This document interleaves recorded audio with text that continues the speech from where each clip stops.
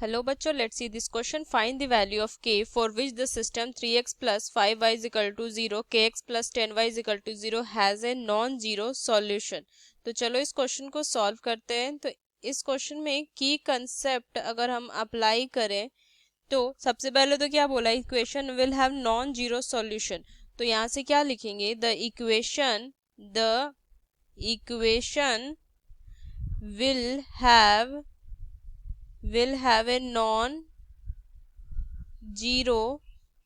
solution only when it will satisfy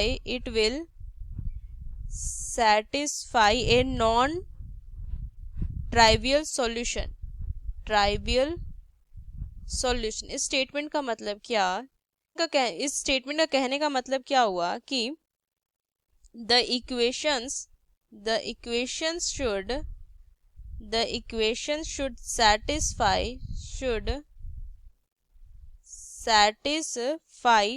with values other than x is equal to 0 and y is equal to 0. ये लिखेंगे. और ये for given a system of equation the equation will have a non zero solution if a1 upon a2 is equal to b1 upon b2. ये होगा.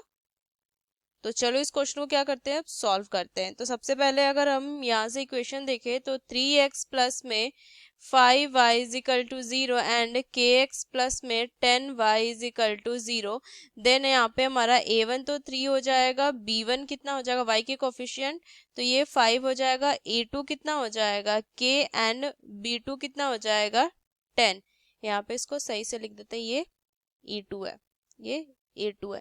तो चलो इस question को सॉल्व करो. तो यहाँ से क्या हो जाएगा, a1 अपॉन में a2 is equal to 3 upon k and यहाँ से हो जाएगा b1 अपॉन b2, तो यहाँ से आ जाएगा 5 upon 10.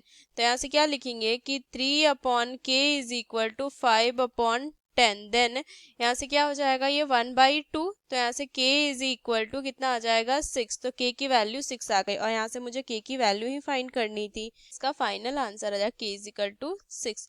Using this key concept we solve this question. Hope you understood it well. Best of luck. Thank you.